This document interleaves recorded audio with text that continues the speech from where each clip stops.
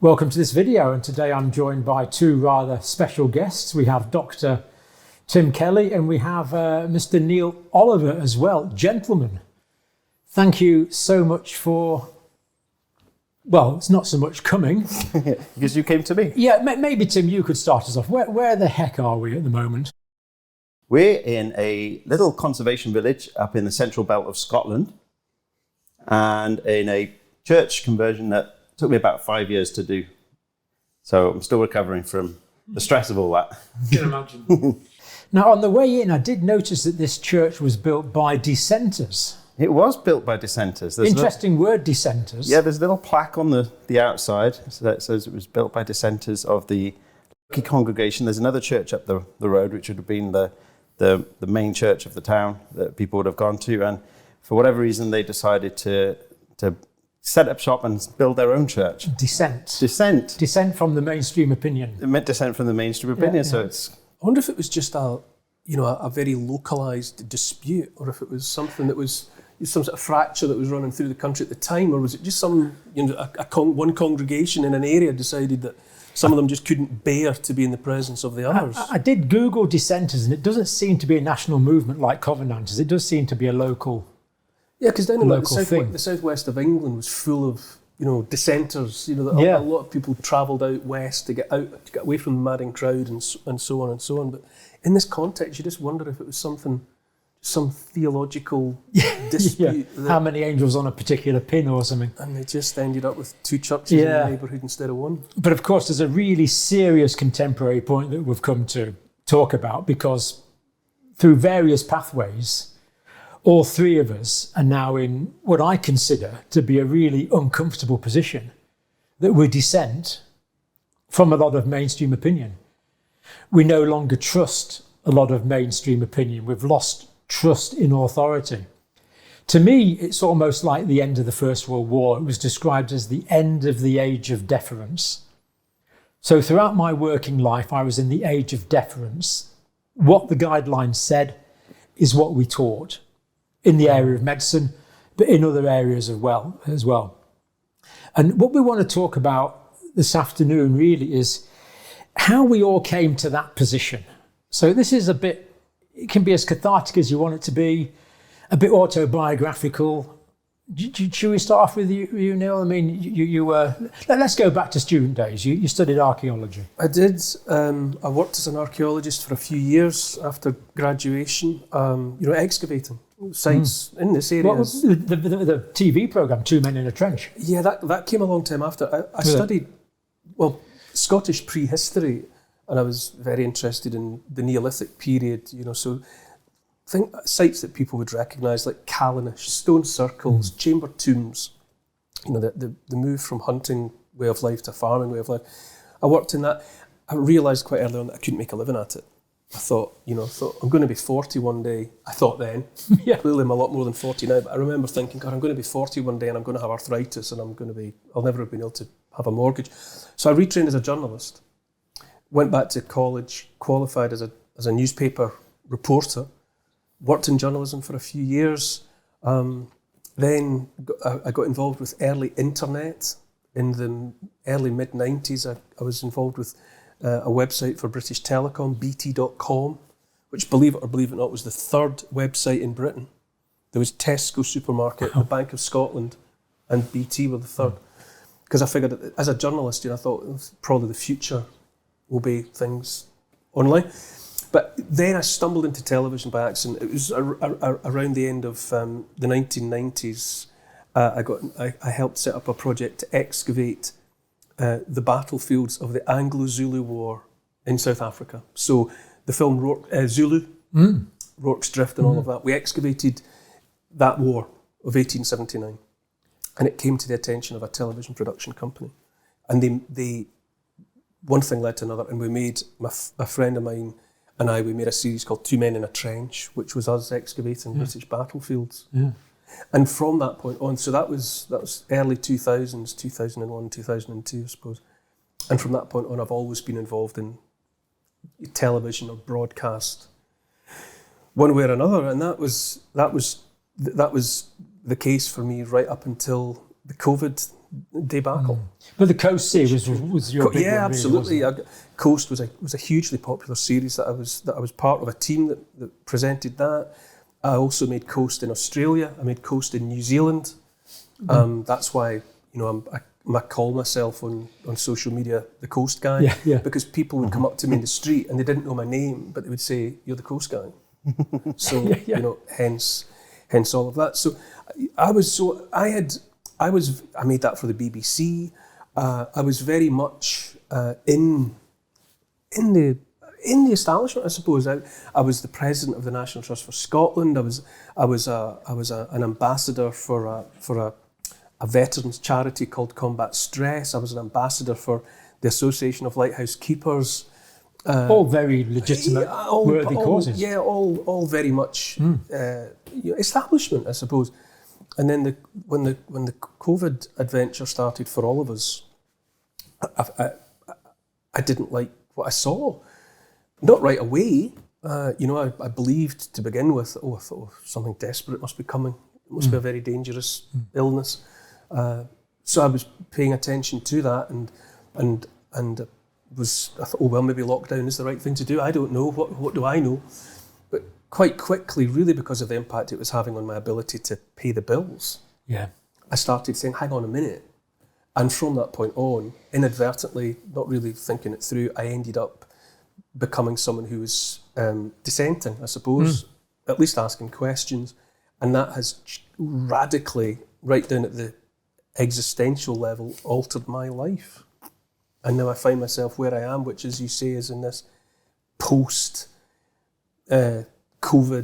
phase of my life, where all of my connections to all of those things that I previously name-checked ended. People distanced themselves from me, organisations distanced themselves from me, one way and another.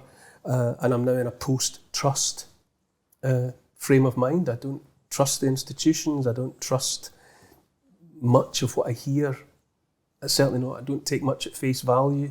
And I find I'm quite exhausted, to be honest. I'm quite exhausted by the process. I mean, do you feel you've become just a bit cynical, or do you feel you're now seeing things with objective reality? Maybe, I think I think both of those statements are true. I'm definitely cynical. If I hear the government say it, or if I hear one of the big institutions promote it, my position is automatically, that must be false, which is cynical. But it means that where previously I would just have let certain statements wash over me and take them, I stop and think, hang on, wait, why? Hold on, what did you just say? What's that about? So I'm definitely cynical, I'm definitely questioning, but I am exhausted by it, because I feel, I said the other day actually, in another context, that, the bit in the movie, the thriller, where the kidnapper takes the mask off, and on behalf, as the audience, on behalf of the captive, that's not going to end well, because it now doesn't matter that they know that you know who they are, so you're not going home.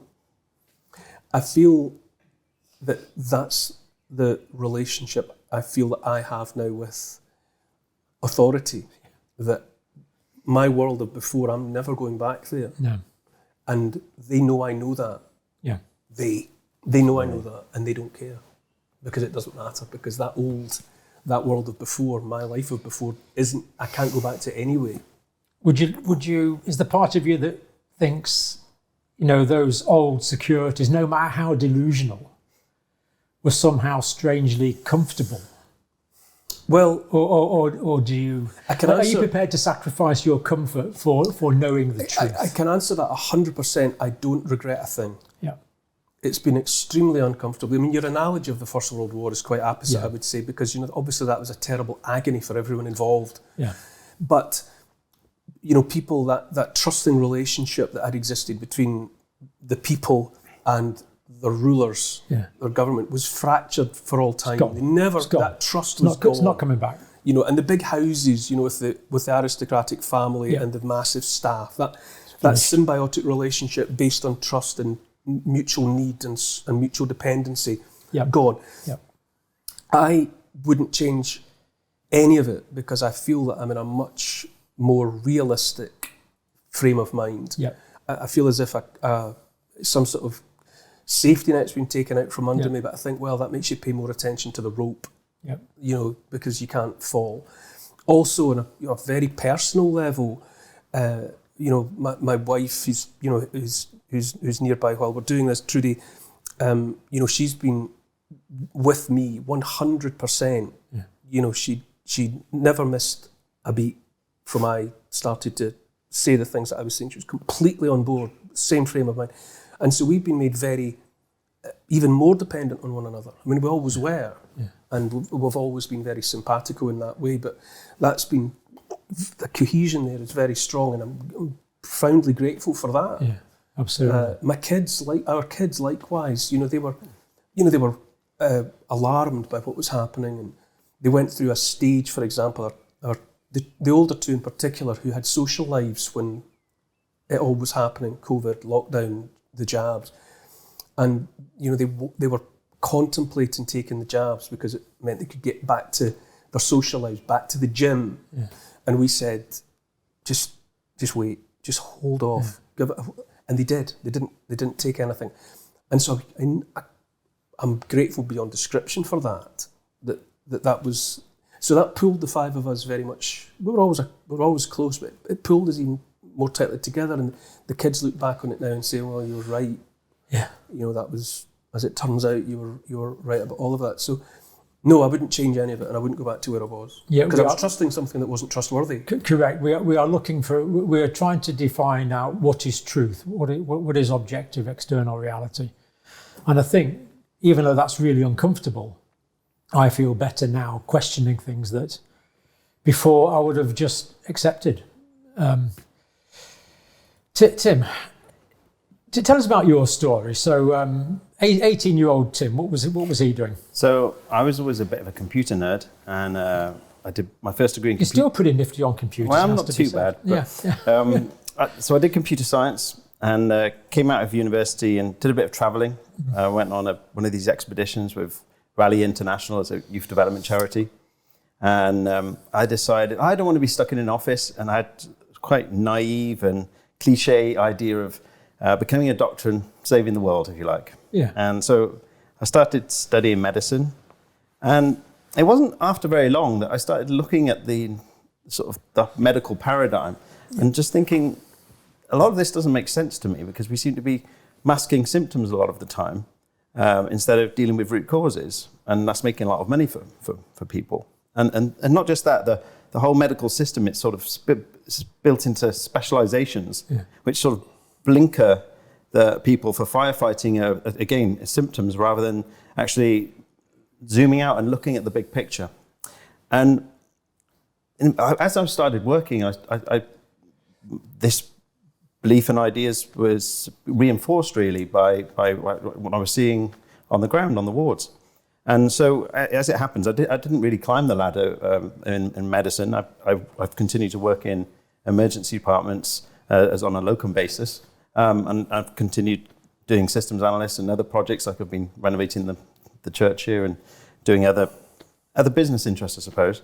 And that's given me quite a multifaceted view, again, that sort of big picture view. Yeah. And I think this whole COVID debacle was ready to happen, because I think that there's a bigger problem with this sort of siloing of trusting experts, is that they're basically trying to always solve one face of a Rubik's Cube while they're messing up the other sides of the Rubik's Cube, if that makes sense. Because they haven't got the whole picture. They haven't got the whole picture, so they're just trying to focus on their one bit, and what they don't realise is that they're completely ruining the other faces. And we need to have this more holistical view of health, and if we don't change out of that way, this interventionist thinking that we can meddle with complex systems without causing massive collateral damage elsewhere, if we can't realise that, we're going to cause a lot of destruction. That's part of why I feel so exhausted and despondent at this point, 4 or 5 years in, because there was a period where I thought that problem had been exposed. On everything you just said, the siloing, you're treating symptoms, the preponderance of top-down solutions and all of that. I thought it was going to get fixed. you know. But then COVID brought it to a head. I thought if it's become obvious to me, and I'm just an ordinary Joe, I'm just someone on the street, I thought we're going to get beyond this.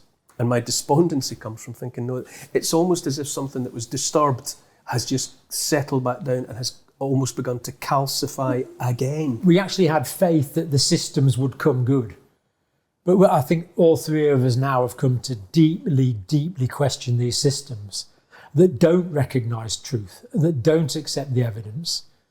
Well, they don't accept uncertainty. They don't acknowledge uncertainty. That's a massive problem, is that people want to be certain about things, and it's like there's a lack of humility of looking at the human body and thinking, wow, this thing is really, really complicated, and you can't actually just go meddling around with it that easily, because it's the level of complexity is so beyond the cartoon models that you learn in medical school, for example. And we see the same now with things like climate. Yeah. Where they think that you can model the planet on a computer and then come up, not just do that, you can predict things and then come up with interventions that are just absurd. And I don't think you need to have expert knowledge to actually just stand back and say this is completely absurd. But it seems to be the more educated people are in this mainstream paradigm, the more susceptible they are to believing that these things work. Mm. It's just a whole lack of humility, isn't it? The idea that you understand how the body works and you can force a new intervention on it and predict it, and even that arrogantly say, look, this is safe and effective, when actually you haven't got a clue. Well, that was the total absurdity when it came to the COVID vaccines. Yeah.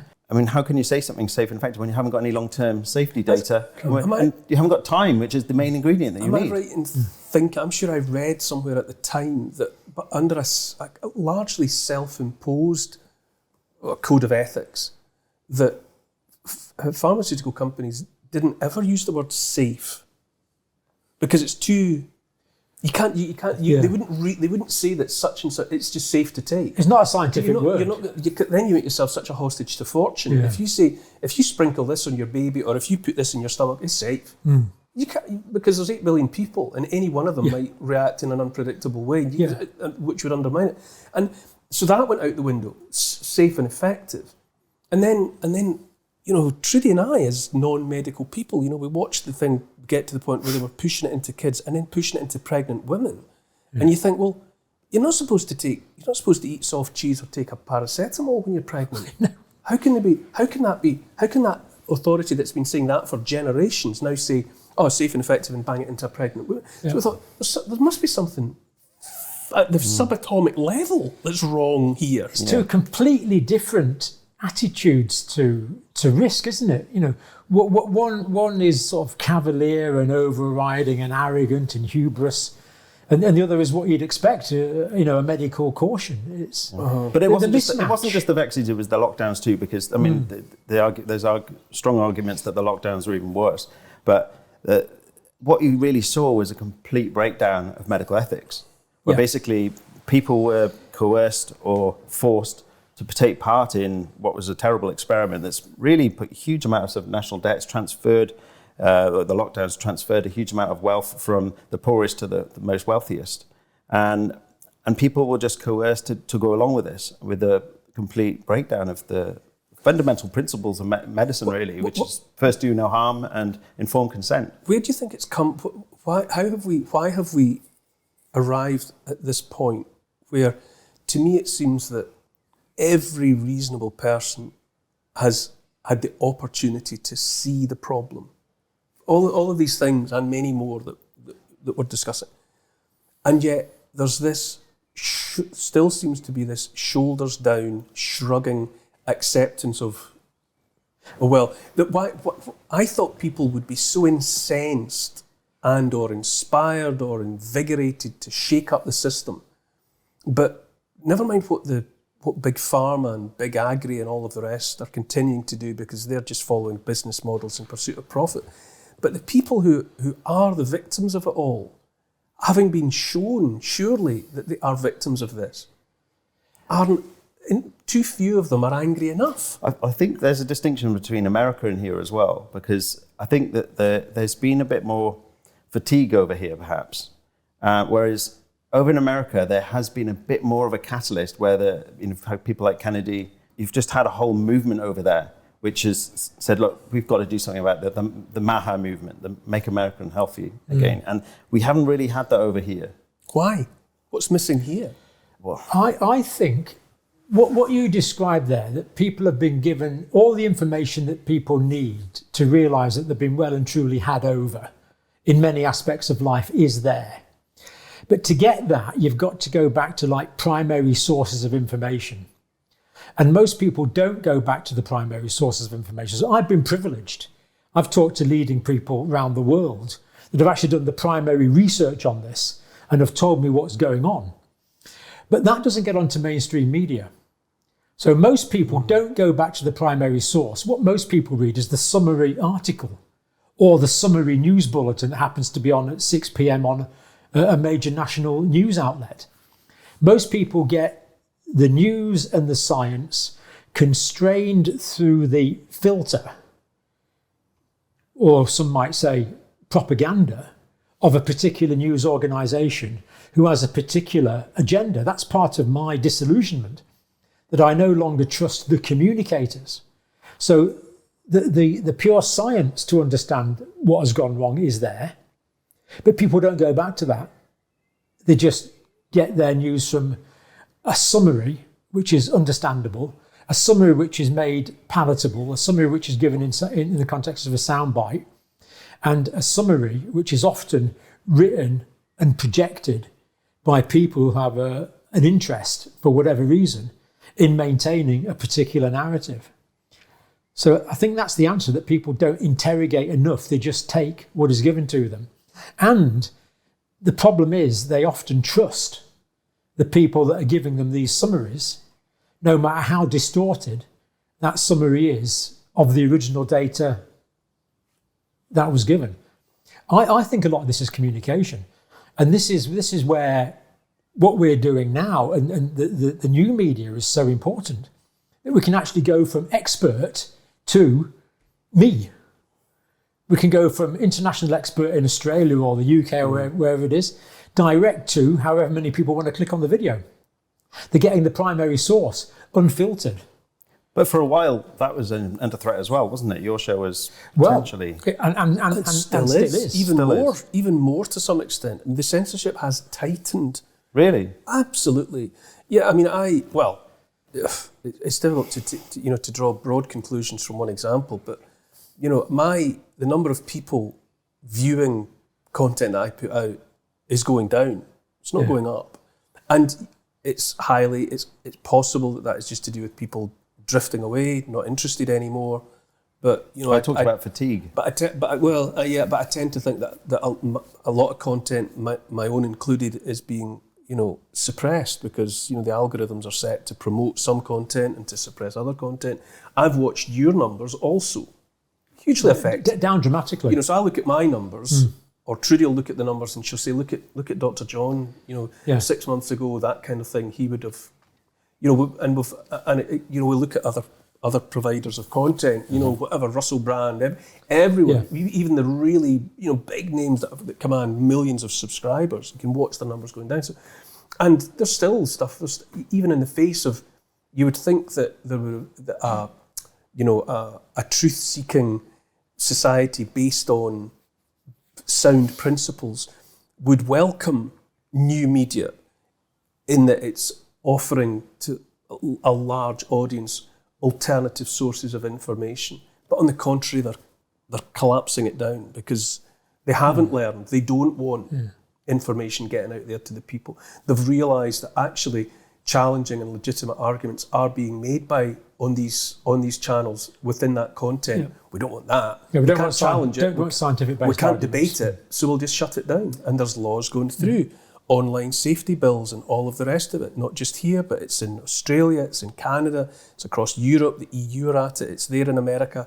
This determination by the powers that be we can't have the general population openly discussing this stuff. I think the very success of this new media, that we are going directly from primary source experts to the individual sitting at home, that is, I think a lot of people are seeing that as a threat.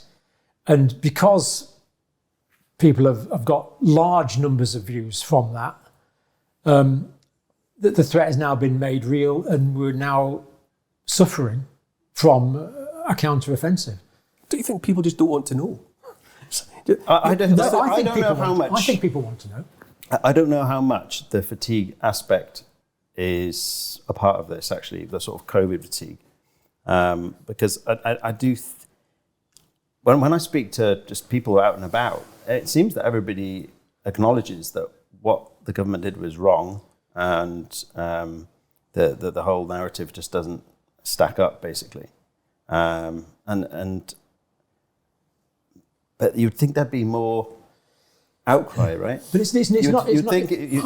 What happened was just look at what it did to our national debt. So egregious, so much harm done. You know, the numbers are there in the, the all-cause mortality and the excess deaths and all of the rest of it. I mean, the figures are staggering, and yet you would expect that the people would be out in the streets with pitchforks and flaming torches, especially those that have lost loved ones. But I mean, to me, the COVID thing is one thing. That's one outrageous thing. But what it's done to me is basically cast light on what I now view as a corrupt or many corrupt systems. So, it's not just COVID. We've got nutrition is another one. Mm-hmm. When life begins and ends is another one. The narrative is controlled. Nutrition, the narrative is controlled. Geoengineering, again, so COVID to me was just the flare, if you like, that lit up the entrenched institutional problems that we've had for I don't know how long, potentially for. Yeah, I was looking decades. at these problems way before COVID, and one of the benefits of the whole COVID era is it has connected. We wouldn't be sitting here now if that whole debacle hadn't happened. And so what it has done is has connected a lot of critical thinkers together, and you'd hope that there'd be enough critical mass for them to make a change, right? How come you were so ahead of the game, Tim? This is kind of intriguing, because you were. I think it goes back to that what I was saying earlier about having multiple perspectives on a problem. So I'm not an expert of anything, but I've got a lot of knowledge in a lot of different domains. So I see the world from lots of different angles. And really what the COVID thing really was, if a lot of the things that were being purported were plausible, but if you were looking at them from several different angles, sophistry. They weren't plausible. It's a bit like if you close one eye, you can get caught into illusions of distance of what things, where things are. But if you've got two eyes and your eyes are wide open, you can actually get stereoscopic vision. So it's kind of like that. But if you've got like 5 or 6 different knowledge domains and ways of looking at the world, I was just looking at it the tape was going up around children's play parks in the first week. I was in America when it happened, and I just knew immediately this is completely insane. And I'd kind of been predicting something like this because I've been following this idea of mind viruses, and the internet has become a very fast medium for bad ideas to transmit. Now, what the establishments, I think the establishment would recognize that, but they think that the solution is that you can censor your way out of that problem. That doesn't work at all, because you create a massive positive feedback loop. If you shut down any form of dissent, you just get this loop going round and round where the bad belief takes hold, and the people who think that they control the narrative are actually the ones who are taken over by the bad idea. And that's kind of what happened. And you saw this huge loop, and I was actually looking at it very much like when we see a patient coming into the emergency room who has like an anaphylactic shock where the body has actually started attacking itself, and you've got the same sort of patterns of panic basically going on. I was seeing that playing out on a global scale. So I think that explains a lot of what we saw during that era. Does that make sense? Yeah, it does. I mean, so basically what you're doing is you're seeing analogies between what's happening in your individual assessments of patients as a doctor and individual disease processes with much wider, broader systems. Yeah, exactly. I mean, most bad diseases that I can think of, they have a positive feedback loop within them. Yeah. Where basically something bad happens, so then that creates a loop, which means Makes something else worse. bad happening. Yeah. So you see that. Anaphylaxis is a classic example where you just get this loop get completely out of control, and the body thinks it's doing the right thing, but actually it's closing up the airway, and the patient's dying basically if they're not treated. And the thing to do in that situation is you want to calm down the immune reaction. And so what we were having during the COVID year was this sort of immune reaction to the idea. So then the interventions for this idea that this terrible disease is coming along, that we need to intervene and do something. Well, they seem to completely forget that the interventions themselves are going to cause more damage than anything the original problem could have done. The first do no harm principle, the precautionary first do no harm, exactly. So first do no harm went out the window on day one. What I find is part of the disillusion or the fatigue or whatever is the way in which even now the so much of the general anger is still directed at the people like us that we're trying to point out the problem, or we're saying, I think there might be something bad here. Kill the messenger. It's that idea of, Jimmy Dore says, or one of the commentators says, he's forgiven his friends for being wrong, but they won't forgive him for having been right. And there's something very revealing, I think, and I don't even claim to understand it, about human nature, that even now when it's been made so apparent that the establishment, the big institutions, the NHS, the politicians, everything let everybody down so badly, there's more of an appetite for bygones be bygones and moving on and putting it behind us, while still being angry with people who were actually right all along. Mm-hmm. The forgiveness has been extended to the perpetrators of the crime. Mm-hmm. Yeah. And the like the little boy that stuck his finger in the dike to hold back the water is having his hand cut off for having had the temerity to do it. And I don't understand that. Matthias Desmet was very interesting with his idea about mass formation, psychosis. Yeah, where he posited the idea that in a society that is anguished anyway, a lot of people collectively and individually dealing with a lot of stress. It's like free-floating anxiety, he said, and it's looking a bit like the electric charge in the atmosphere. It's looking for something to connect it, to earth it. Mm-hmm.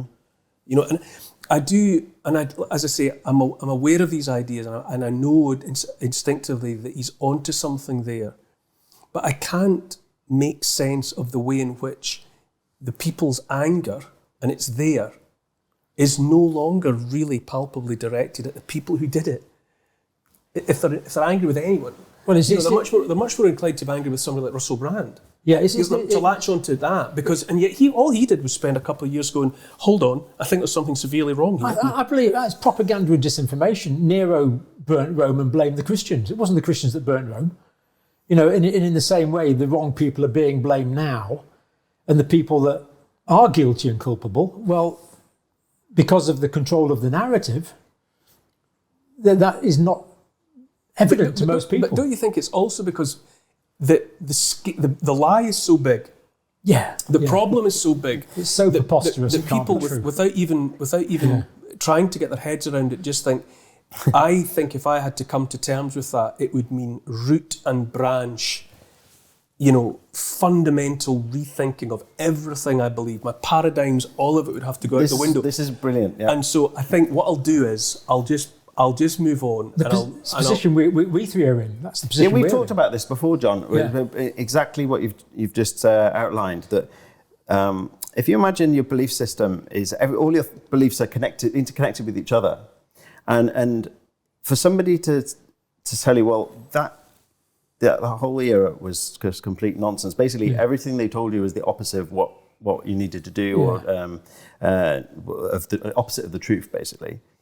Then there's a huge stress then that you would have to change all of your other beliefs, and so it's easier to just look away and just mind your own business and just potter on with what you're doing than actually acknowledge that a lot of your entire belief system is built on sand. I mean, that's what we've done, really. We've given up comfort for reality.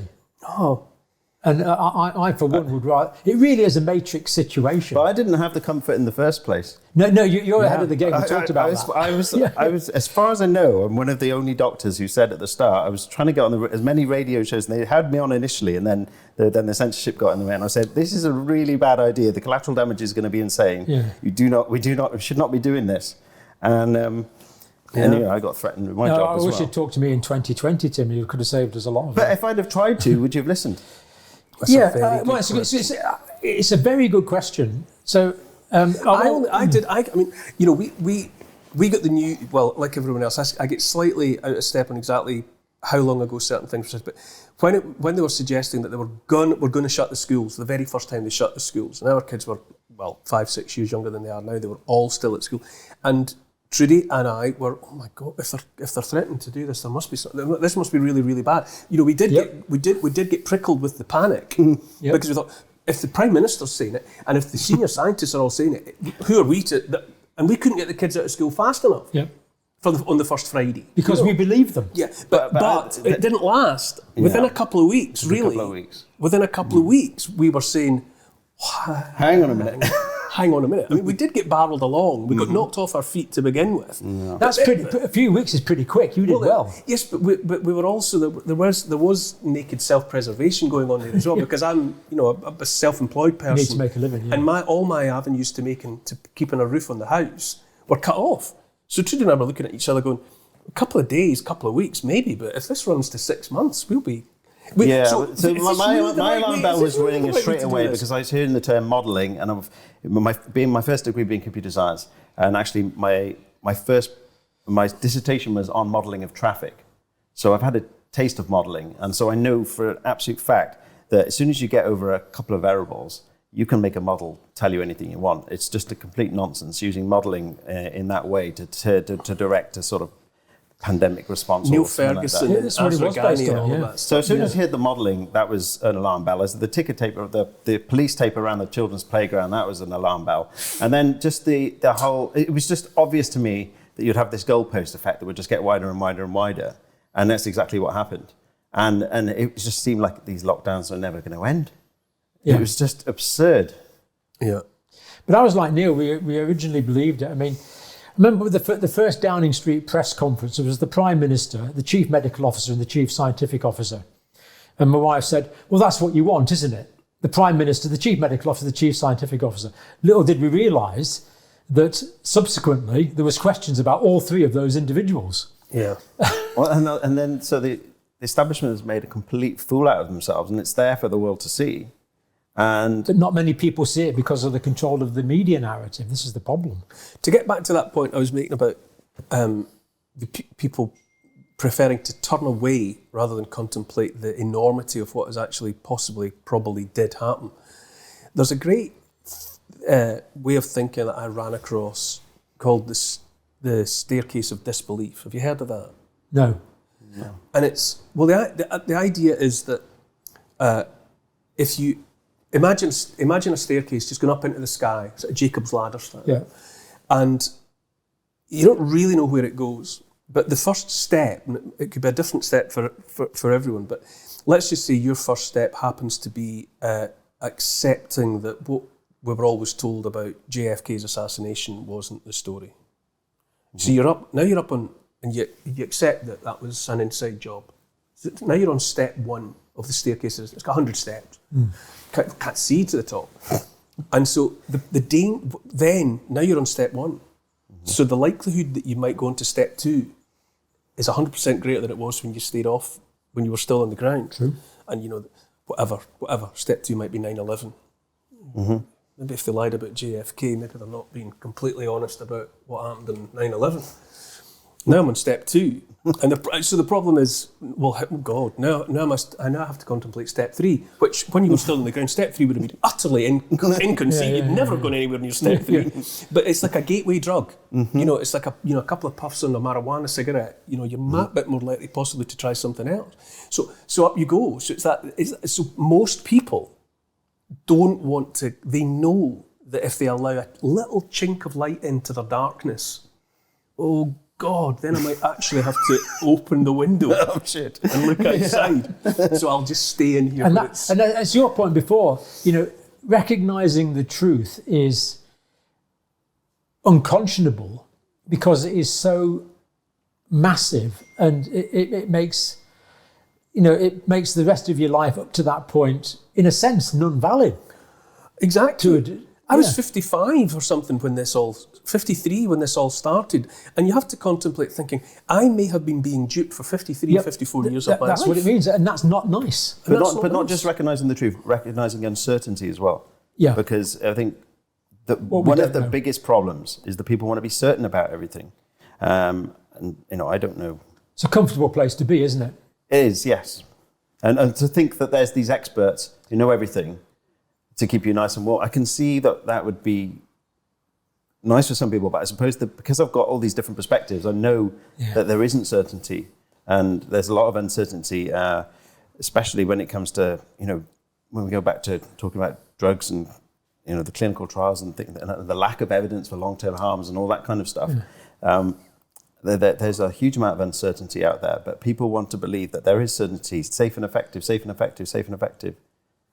But so actually the world is grey, it's not black and white. Another thing that's come out talking to world-leading experts, you know, so I've talking to the world-leading expert on immunology or cancer or infectious diseases, you know, and the amount of things they don't know, and they're honest that they don't know. And yet this is the guy or the woman who purportedly knows more than anyone else. And they've got doubt and uncertainty, and yet you have people right down at the hoi polloi, relatively minion level who seem to think that they know. Well, actually, when you're dealing with something complex like the environment or like the human body, you don't actually know. Well, exactly. What you should do when you come out of medical school is you should recognise how little you know about the human body. Tiny amount. You've learned all these reductive models. Simplistic sort of cartoon models of the human body, which, to be honest, that form of learning where you can simplify everything down and then say, having this simple drug is going to fix this problem. When you understand that actually, you know, the human body is so complex that it's very unlikely that a simple molecule is going to be able to fix that without causing a huge amount of downstream problems that are going to come back to bite in however many years. That's a key part of the problem, that humility to say, actually, I know enough to know that I know nothing. And no, Socrates said that. Yeah. I want to talk to you about maybe one or two specific examples in the future in a minute. But first of all, I'll tell you my story briefly. You up for that? Yeah. Absolutely. Yeah. So I was a psychiatric nurse when I was 18. I did that for 3 years. Then I was a general nurse. Then I worked abroad and did quite a few different jobs. Worked on theatres, worked in refugee camps. Then I started going into academia. So I did something called a diploma in nursing, which was really hard in those days. Then I did a degree and a master's degree and a PhD and became an academic and became a researcher. But my main job really was teaching. So I taught student nurses. A few medical students would drift in, a few physio students would drift in. No, but it was healthcare education. And that had to be evidence-based. Now, you could go back and look at the primary source evidence, and we did to a degree. But that's not really what would stand up if there was any serious question marks. What would stand up is, what do the guidelines say? So, for example, I taught care of anaphylaxis. That was one of the things that I taught as part of intravenous therapy. I started teaching intravenous therapy to non-doctors. And the British Resuscitation Council would update the guidelines from time to time, and you had to make sure you would teach exactly what was in those guidelines. And most times it made sense. Resuscitation was another one. Every few years, the Resuscitation Council would change the guidelines based on expert opinion. All seemed to make sense. Teach the latest guidelines, get better outcomes. It all seemed to work. And that's what my entire career was predicated on. While we did some primary research, basically what we taught was based on the guidelines, the current guidelines. And then when I retired from academia, working in A&E, again, everything was guideline based. So a new patient would come in and the consultant would say, oh, let me think about that. No, that didn't happen. They'd say, go and look up the protocol for this. And it's on your computer, the National Institute for Health and Care Excellence, which I've always thought is a rather Eastern European title because it's got excellence in the title. You know, anything with democratic or excellent in the title is probably not democratic, probably not excellent, but passing that by. And we would follow that really quite meticulously, quite religiously, really. Because if you didn't and something went wrong, the first question would be, did you follow the guidelines? Mm-hmm. And if you say, no, I know better than the guidelines, oh really? You had to follow the guidelines. So when COVID came along, I still had this deference to authority. Mm. And I followed the guidelines. Looking back, I was wrong. No two ways about it. And more evidence came along. And if I have any saving grace at all, it's that I tried to follow the evidence. C.S. Lewis, follow the evidence wherever it leads. And it could lead to a really horrible place. And in some sense, it does lead to a horrible place, but you follow it because that's the nature of reality. And was it gradual for you, John? Well, what happened, so basically throughout 2020, I accepted the narrative. And then 2021, question marks started coming more. Because you had your dog with the mask on and everything in the background, didn't you? Well, I believed what we were told. Yeah. I got that wrong. Mm-hmm. I believed the narratives. I'd done what I'd done for the past 45-year career and followed guidelines, which, to be fair, had served pretty well up till that point. Mm-hmm. So, the guidelines on antibiotic therapy, on sepsis, they all made sense, and I could see them at work saving people's lives. There was a rationale to it, and it all kind of made sense. So when the odd things started coming up that didn't quite make sense, you'd hear a death from a vaccine, and you think, well, this happens. I've seen people die from paracetamol, not from ibuprofen. We've treated it, but I've seen people who would have died from ibuprofen without treating it. Unfortunately, happened. So at first, I still accepted the narrative, but then the evidence accumulated. And what was the main thing in my mind was people talking about vaccine injuries. And I started talking to people about the vaccine injuries they'd had, and I realised these weren't isolated cases. And that's kind of what started the questioning. And that developed from there over really a 6-month period, really, from maybe the end of 2021 to the beginning of 2022, realising that this is actually a house of cards, a lot of this. Then they came to realise how much financial investment people had, how much control investment people had, and how that was affecting, how was that, some might say, dictating the narrative. So having believed that, my superiors were working on science, which I think, to be fair, they had done for a lot of my life, I was in this horrible situation where I realised they hadn't. Now, looking back, even the science I followed for my entire career was somewhat biased because that's based on what's in British National Formulary. That's based on what's in the NICE guidelines. And I thought that was based on evidence. But actually, where does that evidence come from? Well, very often that evidence comes from people that have paid for that evidence to be collected. Exactly. So I took it back a stage further. And the other thing that really brought it home to me like a ton of bricks was the repurposed drugs. Mm-hmm. I talked to doctors around the world who were saving lives with these drugs. They were branded as horse medicine, horse paste, and other drugs. And I realised that these doctors I was talking to were really experienced, clever clinicians. And when they told me something was working, you can't ignore that. And yet people were saying, this is rubbish. I had a moment watching the Dark Horse podcast that Brett Weinstein hosted with Steve Kirsch and Robert Malone. Yeah. It's like 3 hours worth of stuff. And I found it jaw-dropping because, Steve Kirsch talked about ivermectin and he talked about repurposing. That was what he was in the business of. He was in the business of, whenever something happened, they would say, well, what have we already got? Yep. Does it also work for this? Let's do this kind of thing. Yeah. And then when I realised that it took no time at all to look up ivermectin and find out all about ivermectin, which was that it was this wonder drug that had been, Nobel Prize 2015. And it was a wonder drug, and it was in such and such a health organisation's absolute toolkit that you've got to have. Make sure you've got ivermectin wherever you're going, because it'll definitely do no harm, and blah blah blah blah.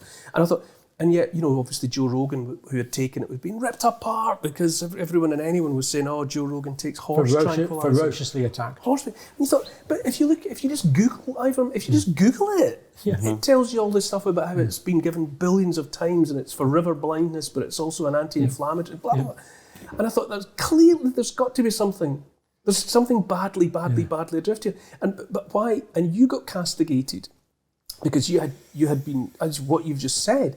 But I found your story amongst the most affecting because you changed course. Yeah. You changed. You could have doubled down. You could have just stepped away from it. You could have just, I don't know, turned off the lights. But you didn't. In the face of everything you had said, you then started saying, "Hang on, So I thought, while you were being ripped into by some for that change, I thought, no, wait a minute, that's I've seen people put videos up of you back in 2010 and criticise you for saying, but he was saying to take it or whatever. But the that's thing the whole point. The whole point was that John thought that and honestly said it because he thought it. And then he's read enough and talked to people, and he's changed 180 degrees on some of this stuff, and now he's saying that. I thought that's what you want. There's a book called The Illusion of Evidence-Based Medicine, which I'd highly recommend reading, and that explains how this whole illusion manifests really from what you were saying earlier about clinical trials. And actually, if you're a body assessing the evidence, the actual evidence on the table to assess who puts that there, that's the critical thing. Because if you're not looking at the right if you're not creating the right studies in the first place, you're going to get a very biased view of what is working and what isn't going to work. But not just that, a lot of these studies only look at short-term outcomes. They don't look at the big picture. It's going back to what I was saying about zooming in and just seeing a narrow slit of the problem without stepping back and actually saying, yes, but what's the long-term effect of this drug? A lot of the time, it's not properly examined. In a sense, Sackett anticipated this. The father of evidence-based medicine, didn't he? He talked about the three-legged stool. So he had what the evidence said. And that's the one we're having the problem with now, because the evidence is what vested interest wants to give us and other evidence is ignored. But he also talked about expert opinion, the gut feeling of the doctor, which basically has been ignored. And he also talked about patient preferences, which has basically been ignored. So two legs of the stool are basically ignored. What the patients want's largely ignored. The doctor's gut feelings, well, doctors aren't allowed gut feelings anymore. They've got to follow the protocol. But the protocol is based on this evidence, but the evidence is highly selective. Evidence of things which are absolutely brilliant could be suppressed. The research is not done. The research is not commissioned. But the research which got a particular outcome that's desired, is paid for, gets to the table and is authorised. And that's before you even start talking about revolving doors and people going from regulators to industry and from industry to regulators. And the more I've learnt about this, the more uncomfortable I've become. And the more, like you, Tim, I think we're working under an illusion of evidence-based medicine. Yeah. And also always thinking about, okay, so maybe this drug does help in the short term with the symptoms, usually masking the symptoms. But what could that money have been spent on? How could we have helped that person eat better food, deal with their stress better? Holistic things that look at the big picture of someone's life, that the root causes of why people are getting sick in the first place. How could that money have been invested? A lot of the times when they're coming up with these guidelines, they're not asking that question. What else could we be spending the money on? And that is a huge part of the problem. And masking symptoms isn't too difficult, is it? Treating pain, treating inflammation. But all those things are quite easy to do. There's a good argument that masking symptoms is a really bad idea, because if you mask symptoms, you're disincentivizing the person from actually dealing with the root cause of their problems. Give an example. Talk about fever, for example, Tim. Well, fever, the body is, if you get an illness and you have a fever, your body is trying to raise your temperature because that's the optimal condition to deal with the problem, and it's evolved over millions of years to do that. And then someone comes along with a drug and says, well, take this and it'll reduce the fever, and you'll feel better. But how many studies have been done that look at the long-term effect of that on our immune systems? I find all of this so fascinating. You know, the necessity to embrace complexity is either, I suppose, terrifying, or it's. I think it's fantastic. I think the more you sort of embrace that this is a complex problem and it doesn't have a simple top-down solution, I find that invigorating. It makes me feel better in my place as a tiny cog within the massive machine. I think, I don't have to understand all of this. It's almost the point, because by not understanding, you'll ask better questions, and you might actually add by your contribution a tiny little nugget of something to the great sum of wisdom. So I find that complexity the whole point. And I was listening the other day to someone saying that while you put on sunglasses, but for obvious reasons, because it makes it easier to be out in bright sunlight, it's also if you're not wearing sunglasses and that light energy is going into your eyes, the necessary part of your brain's thinking sunlight going to get burnt, produce melanin. So if you wear sunglasses, that your body doesn't. Oh, it's dark. Don't need the melanin. Yeah. So now you need the sunblock because you put the sunglasses on to trick your body into thinking it's in the dark. Yeah. So you're going to get burnt. So you've got to put on sunblock. But you don't. But all of that would be taken care of if you just put the sunglasses on. Yeah. You're starting by that simple action of putting sunglasses on when it's sunny. You're a cascade of consequences. Now I need this, and now. Well, just to go back to what you were saying, Don, you were asking for a good example, because the pyrexia one, it might not be the best example. Actually, if you actually look at the guidelines for children, they do actually say that in the UK at least, that we should only be giving antipyrexic for children if they're distressed and they have a temperature. So we're not just treating the temperature. So that's one of the better. That's actually one of the better guidelines, actually. Yeah. But I think a better example would be just something simple like a lot of people take proton pump inhibitors to block stomach acid. Antacid ones. Now, so if you go to the doctor and you've got this acid burn and they quite often put you on this. Lansoprazole. Yeah, the number of people that get stuck on this for life. And there is good evidence of long-term harm from taking these drugs. Things that stop like heartburn and acid indigestion. Yeah. So what you're doing, quite often there's a reason people are getting that burn. Quite often they're having too much sugary drinks and things like that, alcohol, and just lifestyle things, too stressed and that. So you're basically, the body's trying to tell you something, and you're basically taking this drug to mask that symptom. But then in the process, you're meddling around with the most complicated system with the gut, with all the bacteria that's been shown to be like a brain gut-brain axis. So much complexity. B12. Yeah, B12 absorption, and I think there's studies that show that there's links to dementia later on in life, and from taking antacids. Wow. Well, because you're proton pump inhibitors. Yeah, because you're basically mucking around with your body's so you're curing heartburn today, and you're giving yourself dementia in 30 years' time. Well, wow. Potentially. Potentially. Yes, I know it's high, but yes, it's that cascade of consequences. Well, a lot of the time we don't look very detailed at the long-term consequences. To get a drug onto the market, you don't need to do these really long-term studies. Which is a big part of the problem. Yeah, you just show a short-term benefit, and then that's deemed good enough. But actually what happens is patients tend to start taking the tablet.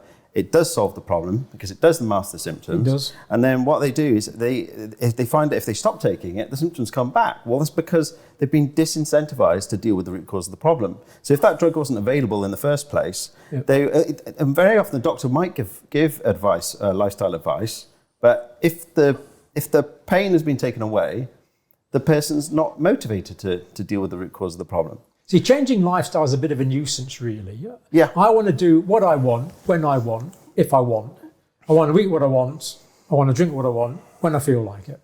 And doctor, just give me a pill to make all the problems go away, please. Yeah. It doesn't work like that. It's like the whole Ozempic. It's a pill for every ill. It's that Ozempic thing. I mean, people who are overweight. I mean, I believe it was a drug developed for some aspect of diabetes, but it also makes people. It's an appetite inhibitor, so you can lose weight, but it's having God knows what other consequences in the longer term. My concern is that you'll lose muscle from it. And, muscle is critical to long-term health. Muscle mass is absolutely critical. So I think what will happen is that the long-term harms will become evident, and then what happens is they'll change a few molecules on the side. Say, oh, well, we'll use this one instead. Don't worry, we've fixed it now. Yeah, it's a playbook. And we've fixed it now. You look at this, the psychiatry. That's an area where it's particularly bad. But again, I just want to add, there is nuance. I'm not saying we should never ever give antidepressants. Absolutely but not. We shouldn't be having millions of people on them. And then if you look at America, they're giving them to children. They're giving antipsychotics to children. The number of children in America now taking stimulants for ADHD, and they're showing that they're having effect on height. And then in long term height, over like 8 years, I think there's a study that shows that there's no long term benefit in most cases. And the complexity within the body, I kind of like the fever example. Like deep in your brain, you've got a bit called the hypothalamus. The specific receptors there that work on something called prostaglandins, and they turn your temperature up when you've got a fever to optimize the efficiency of the immune system. And acetaminophen, paracetamol, ibuprofen, they'll all bring that down. They're all acting against the body's natural defense systems. Diarrhea is another good example, actually. If you've got diarrhea, the whole point is to... Oh, yeah, take Imodium. We wash it all out. The colon knows exactly what it's doing. It's washing out all the bugs. And take Imodium, symptom goes away, patient feels better, thinks you're the cleverest doctor in the world, but all the bugs are stuck in the colon. They're not going anywhere. And you can get amoebic liver abscesses and all sorts of problems, especially in Asia, from that. Right, I've got two questions really to finish up on. One is, what would be the way that we should go into the future? And the last question, which I'm going to leave till the end, might be a bit depressing, is how do you think the future is actually going to pan out? So first of all, Neil, how would you like to see things pan out over the next few years? What's your preference? I just the drift, or actually the march, the frog march into censorship and silence. Yep. That's anathema. Yep. The censors are never the good guys. Yep. That's a fact of history. Yep. More information, not less. And I've got to a point now where if it was a binary choice between absolute freedom of speech, up to and including anything you want to say, however much offence you might cause, or where we seem to be going, which is being handed a laminated card every morning of not only are these the things you're allowed to say, but you jolly well better say all of these before the end of tonight, or there will be consequences. You will tomorrow. say these things. Yeah. I would have to pick the absolute unconstrained freedom of speech to say anything. Because it's got to be more information. There's got to be more conversation. There's got to be easier, ready access that people should be able to see whatever they want to see. And bad ideas die in sunlight. If you let people think what they want and they say it in the public forum, they will be challenged by better ideas. If their idea, it's like the marketplace of ideas. If you come up with a good invention, the market will say it's a good invention because people will take it up. That's how the internal combustion engine replaced, the horse-drawn carriage, because it was demonstrably a better way to get around. And that's what if you take that away and force people to take electric cars, which is what they've been playing at, then it doesn't work. Because the infrastructure's not there, blah blah blah, so on and so on. So let ideas out, let people talk. And if they come up with dangerous ideas or bad ideas or stupid ideas, they will not thrive. Yeah. They will thrive in the dark. Yeah. They will. If you try and suppress things will find dark corners in which to live, and they will propagate themselves there. It's almost like a natural selection, isn't it? Uh-huh. The Darwinian analogy: the good ideas will survive and the old ones will die. And I believe a friend of mine, you're aware of him, Nick Hudson. Mm-hmm. He came up with this Hudson's razor. Hudson's razor. This heuristic where he says, you can tell a scam because of three things. if it's global, if it affects the whole world simultaneously, if there's a one-size-fits-all top-down solution, and if any dissent from it is to be crushed. He said, if you can tick those three boxes in relation to anything, a pandemic, the climate, you're dealing with a scam. Yeah.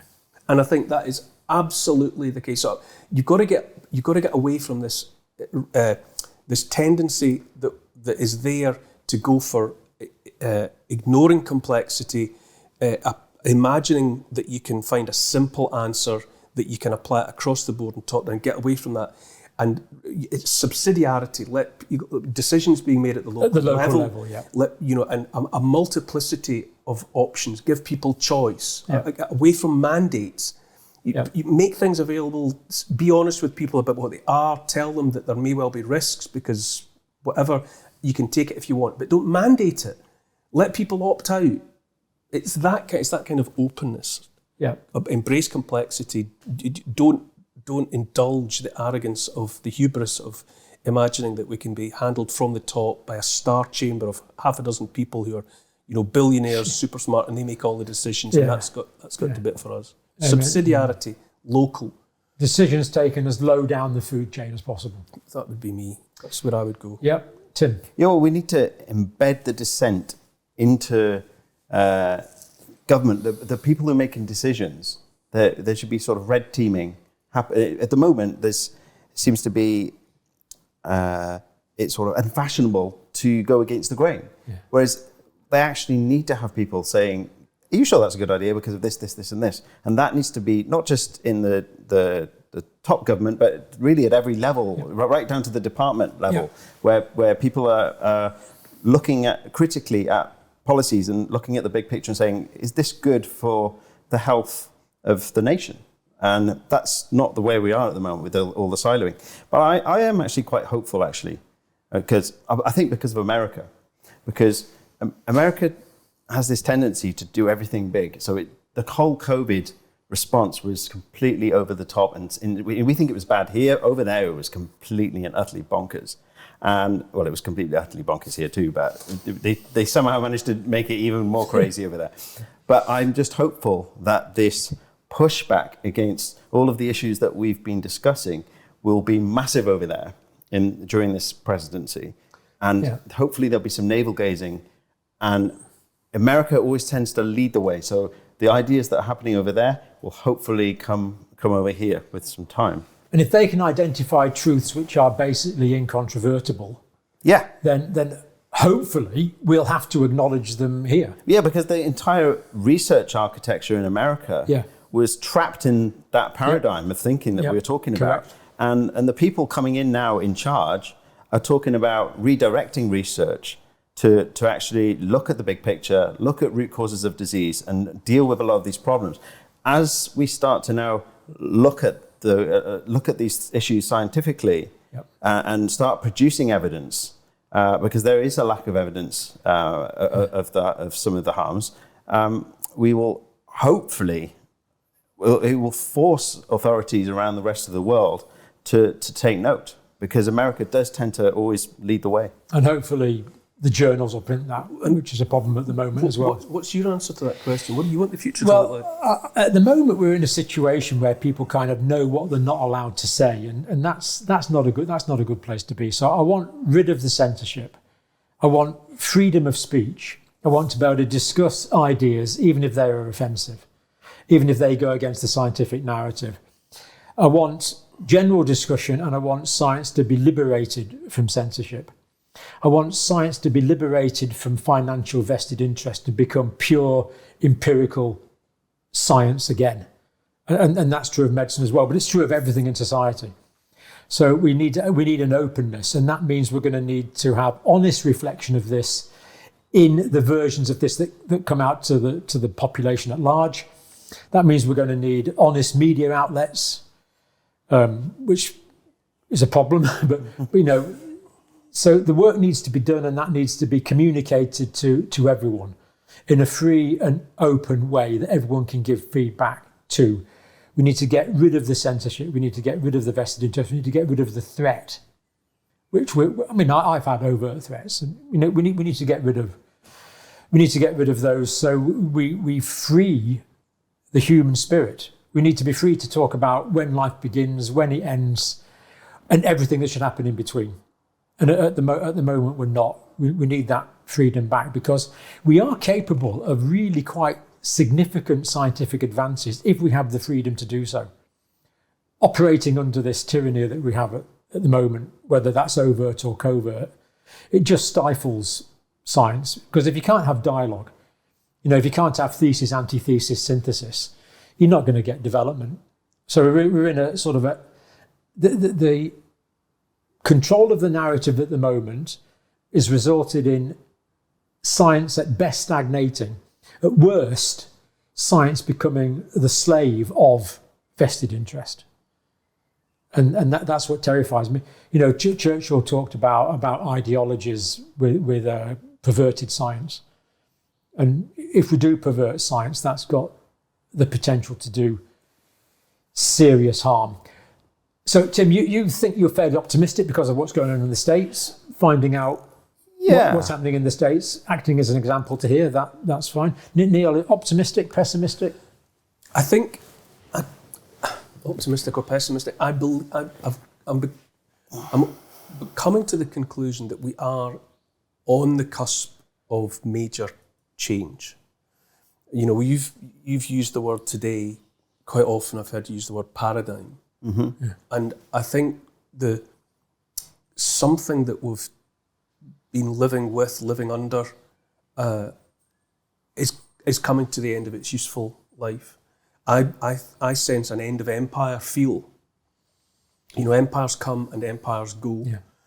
I also feel that systems seem to be in place for about 100 years, and then they are happily or unhappily reset.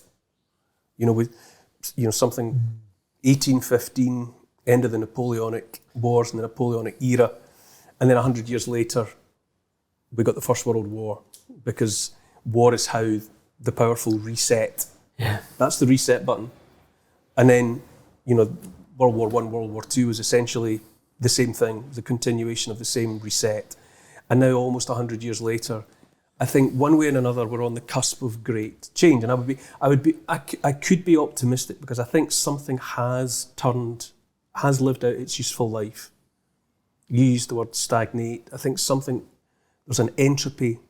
I could be optimistic if I thought enough people were even open to the possibility of change, rather than just rearranging deck chairs on the Titanic, applying, treating symptoms and not underlying causes. Well, the way I look at it that's a social. We need to do that with society. I think there's an underlying societal, civilizational sickness. I agree. You can't just keep giving it ibuprofen and a sticking plaster. I agree. You've got to get to the underlying cause.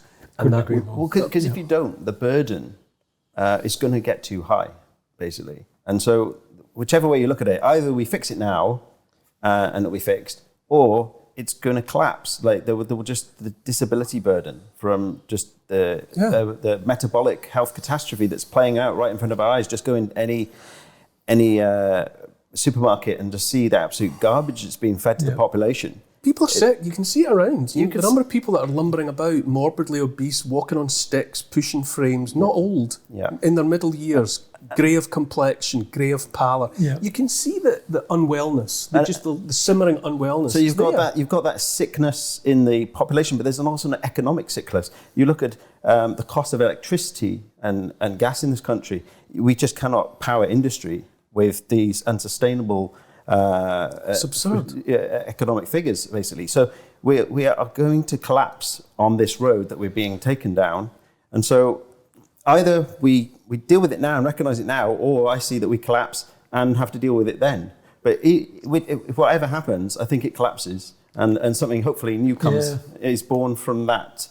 But this is happening in so many areas of life, whether we're talking about mass societal change, which we're undergoing at the moment, whether we're talking about science, whether we're talking about medicine. So many things do seem, I agree with Neil, seem to be coming to a head.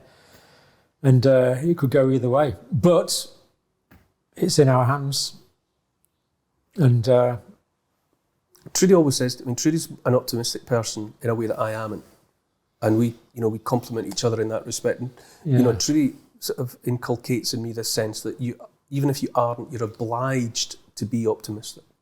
To some extent, I don't think my mum used to say you can choose to be happy. I don't know. Or you can choose to, and Trudy insists that you can choose to be optimistic, and I sometimes feel obliged to do it even when I don't feel it. Personally, I'm concerned. But, Yep. And on that note of uncertainty, Tim, thank you very much. Neil, thank you so much. Thank you, Dr. John. And thank you for watching.